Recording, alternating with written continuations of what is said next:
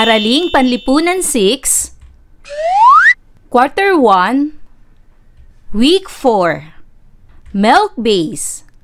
Ang paksa ng ating aralin sa araw na ito ay partisipasyon ng mga kababaihan sa Revolusyonaryong Pilipino. Hello kids! It's me, Teacher Frel. Don't forget to subscribe, like, and share, and hit the notification bell for the latest video. You can also follow my Facebook page, Teacher Frel TV. Kumusta mga bata? Sa araw na ito ay pag-aaralan natin sa asignaturang Araling Panlipunan ang partisipasyon ng mga kababaihan sa Revolusyonaryong Pilipino. Para sa most essential learning competencies, natatalakay ang partisipasyon ng mga kababaihan sa Revolusyonaryong Pilipino. Sa simula, pawang mga kalalakihan lamang ang mga kasapi ng katipunan dahil sa paghihinala ng kanilang mga asawa sa kanilang pag-alis-alis ng kanilang tahanan tuwing gabi, pagkakaroon ng bawas mula sa kanilang sahod, dito nabunyag ang samahan ng mga katipunero. Kung kaya't nahimok silang itatag ang isang samahan eksklusibo lamang para sa mga asawa, kapatid at anak ng mga katipunero. Sa pagtatapos ng paksa sa araling ito, ikaw ay inaasahang makilala ang mga babaeng naging kasapi ng samahan. Matalakay ang partisipasyon ng mga kababaihan sa Rebolusyong Pilipino. At may isa-isa ang naging papel ng mga kababaihan sa pagkamit ng misyon ng katipunan. Sino-sino ang mga kababaihang kasapi ng katipunan? Nakatulong ba sila sa revolusyon? Ano ang partisipasyon ng mga kababaihan sa pagkamit ng kalayaan?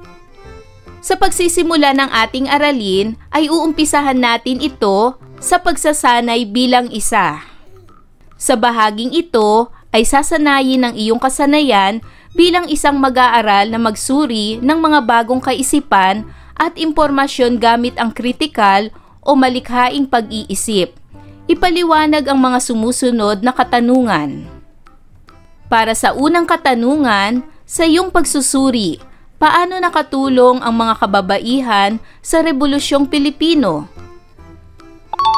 Sa aking pagsusuri, napag-alaman ko na ang mga kababaihan sa Rebolusyong Pilipino ay tumulong sa paggagamot sa mga sugatang katipunero. Pangalawang katanungan, ano ang naiambag ng mga kababaihan sa Rebolusyong Pilipino?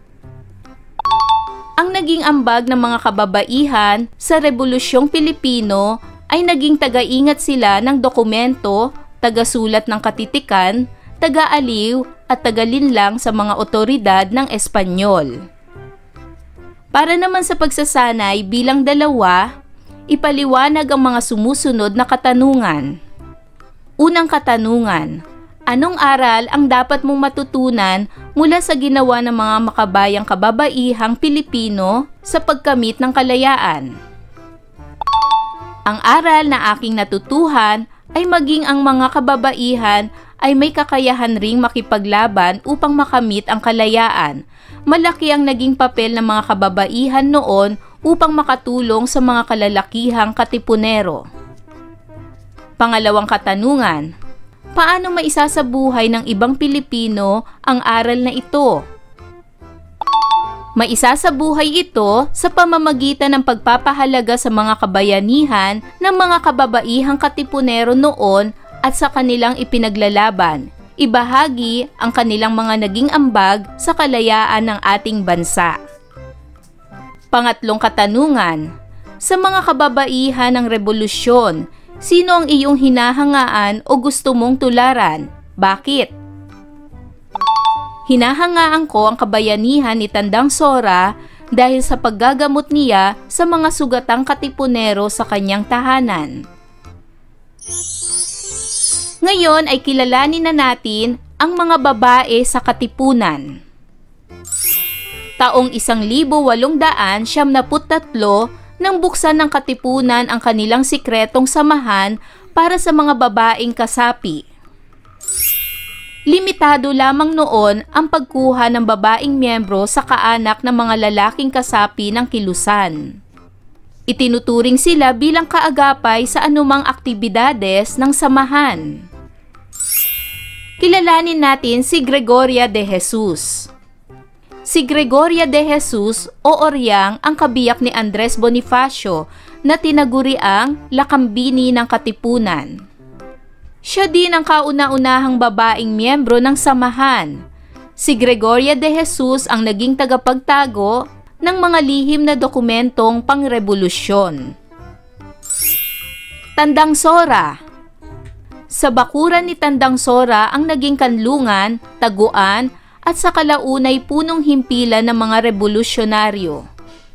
Tinanggap ni Tandang Sora sa kanyang pamamahay ang mga revolusyonaryong humingi sa kanya ng tulong, pagkain, salapi at paggamot dahilan para siya'y bansagang ina ng Katipunan.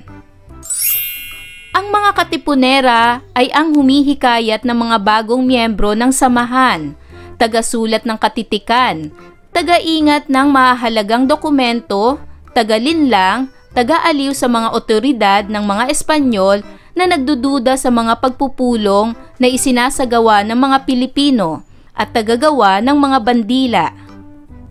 Kilalanin naman natin si Teresa Magbanwa. Si Teresa Magbanwa ang unang babaeng mandirigma sa Panay at kilala bilang Joan of Arc ng Visayas. Paalinsunod sa bayaning Pranses na namuno sa pakikibaka laban sa mga Ingles sa Orleans, France noong 1492. Agueda Cahabagan. Si Agueda Cahabagan ay silbing tagapuslit ng mga gamit pandigma noong 1876. Siya ay kilala bilang si Generala Agueda. Siya ang nag-iisang naitalang henerala sa listahan ng mga general ng Republika ng Pilipinas. Natamo niya ang ranggo noong Enero 4, 1876. Josephine Bracken. Si Josephine Bracken ay asawa ni Jose Rizal. Nag-alaga ng mga sugatan sa Cavite noong 1877. Noong umaga ng Disyembre 30, 1876, araw ng pagbitay kay Rizal sa pamamagitan ng pagbaril, ang magkasintahan ay nagpakasal sa Fort Santiago, ang lugar ng kanyang piitan, kasunod ng kaniyang pakikipagkasundo sa simbahan ng Katoliko.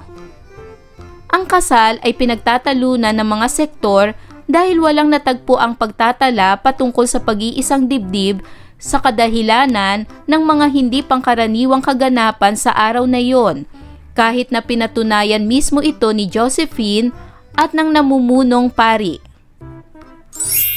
Gregoria Montoya. Si Gregoria Montoya ay namuno sa isang unit ng mga Katipunero sa labanan sa Tulay ng Kaleyo sa Cavite noong 1876. Si Montoya ang nag-iisang babae na namuno ng 30 kawal na magdalo laban sa mga Espanyol sa digmaan sa Dalahican noong Nobyembre 1876.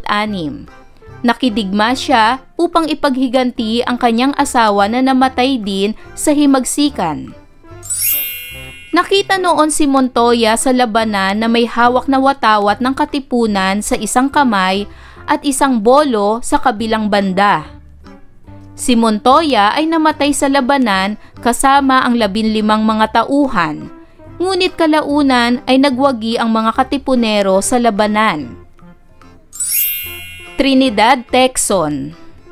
Si Trinidad Tecson ay itinuturing na ina ng Philippine National Red Cross para sa kaniyang paglilingkod sa mga kasamahang Katipunero. Tinawag siyang ina ng biyak na bato dahil nang magtayo ng isang bahay para sa mga may sakit at sugatan sa biyak na bato ay siya ang nangasiwa nito. Josefa Rizal. Si Josefa Rizal ay kapatid ni Jose Rizal at naglingkod bilang panguno ng lupon ng mga kababaihan.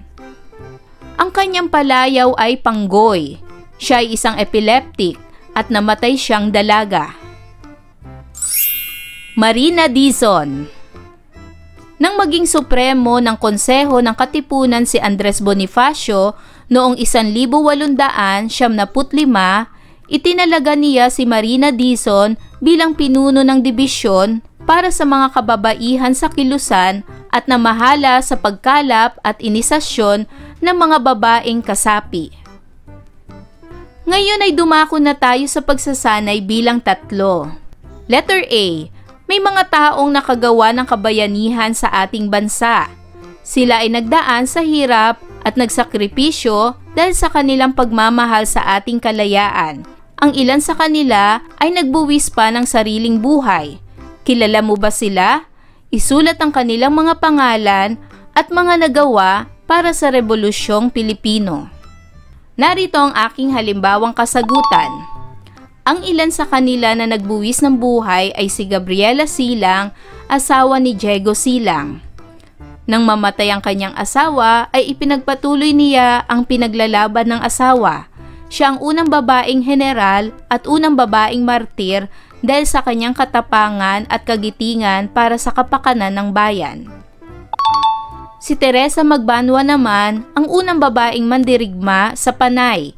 Isa siyang guro at leader ng militar.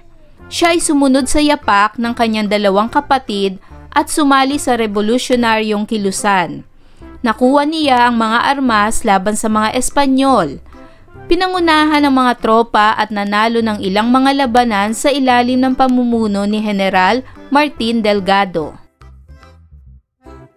Para naman sa letter B, kung ikaw ay nagawi sa Tandang Sora National Shrine at napansin mo marahil ang bantayog ni Melchora Aquino o mas kilala sa tawag na Tandang Sora bilang paggalang at pag-alala sa kanya. Ano ang ipagugunita nito sa mag-aaral na gaya mo? Ipaliwanag. Para sa aking halimbawang kasagutan, magbibigay ako ng isang magandang pagpupugay sa kanyang bantayog bilang pasasalamat sa kanyang ginawang kabayanihan sa ating bansa. Para naman sa letter C, may ikukumpara mo kaya ang 2 kababaihan sa revolusyon? Para sa aking halimbawang kasagutan, narito. Mga kababaihang bayani. Pangalan? Melchora Aquino. Ginawa? Gumamot, nagpakain at nag-alaga sa mga sugatang katipunero. Ibig sabihin, naging ina ng mga katipunero. Epekto, maraming katipunero ang kanyang nailigtas at nagpatuloy sa laban. Sang-ayon ka ba? Opo. Bakit? Dahil sa kanya, nagkaroon ng kanlungan ang mga revolusyonaryong sugatan, humihingi ng tulong, salapi at gagamot sa kanila. Ipinagamit niya ang kanyang pamamahay sa mga katipunero. Ang isa pa ay si Teresa Magbanwa. Ginawa? Nanguna siya sa pakikipaglaban at nanalo sa mga labanan. Ibig sabihin, unang babaeng mandirigma at kilala bilang Joan of Arc ng Visayas. Epekto, maraming labanan ang kanyang naipanalo at naipagtanggol ang mga Pilipino. Sang-ayon ka ba? Opo. Bakit? Dahil sa kanyang katapangan at tibay ng loob sa pakikipaglaban ay natalo nila ang mga Espanyol. Sa kabila ng kanyang magandang katayuan sa buhay ay hindi siya nagdalawang isip na tumulong sa pakikipaglaban sa mga Espanyol. At para naman sa pagsasanay bilang 4, suriin ang mga pangyayaring kaugnay ng partisipasyon ng mga kababaihan sa Rebolusyong Pilipino. Lagyan ng salitang tama kung ito ay tumatalakay sa mga naiambag ng mga kababaihan sa panahon ng Rebolusyong Pilipino at mali naman kung hindi.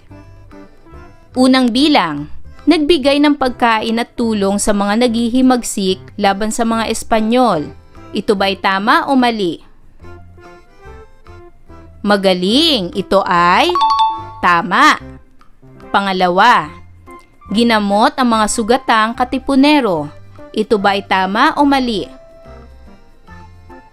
Magaling. Ito ay tama. Pangatlo, nagtago ng mga mahalagang dokumento ng katipunan. Ito ba ay tama o mali?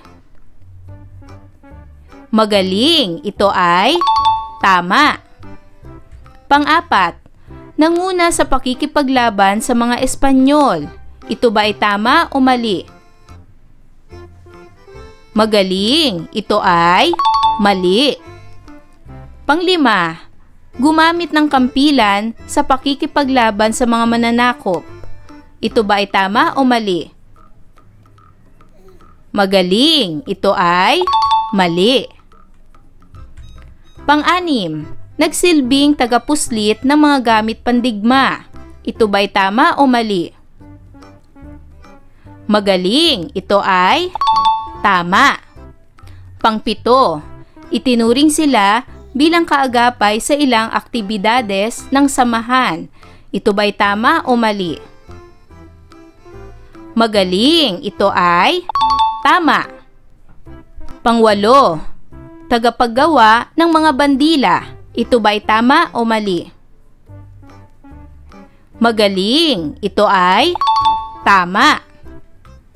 Pang-siyam, kalihim ng sangay ng kababaihan at tagapagtago rin ng mga dokumento ng katipunan. Ito ba ay tama o mali? Magaling. Ito ay tama. At pang-sampu, humikayat ng mga bagong miyembro ng samahan, tagasulat ng mga katitikan, taga-ingat ng mahalagang dokumento, taga-linlang, taga-aliw sa mga otoridad ng mga Espanyol. Ito ba ay tama o mali? Magaling. Ito ay tama. At para naman sa panghuling pagsasanay bilang 5, sagutin ang mga tanong. Unang bilang, ano-ano ang mga paraang ginawa ng mga makabayang kababaihan para ipaglaban ang kalayaan ng bansa? Tama. Ang mga katipunera o ang mga kababaihan ay ang humikayat ng mga bagong miyembro ng samahan, tagasulat ng katitikan, taga-ingat ng mahalagang dokumento, taga-linlang, taga-aliw sa mga otoridad ng mga Espanyol na nagdududa sa mga pagpupulong na isinasagawa ng mga Pilipino at tagagawa ng mga bandila. Pangalawa, ano ang iyong naramdaman sa pangyayaring ito? Namangha ako sa kanilang mga ginawa dahil mayroon silang tapang at pag-ibig sa ating bayan. Sa kabila ng panganib na maaari nilang kaharapin ay hindi sila nagdalawang isip na tumulong sa mga isinasagawang revolusyon. Bawat isa sa kanila ay may kani-kaniyang paraan ng pakikipaglaban. Ayan mga bata, naunawaan niyo ba ang ating aralin sa araw na ito? Kung ganon, magaling! Mga bata, sana'y marami kayong natutunan sa ating aralin. Hanggang sa susunod na video lesson, paalam! Thanks for watching!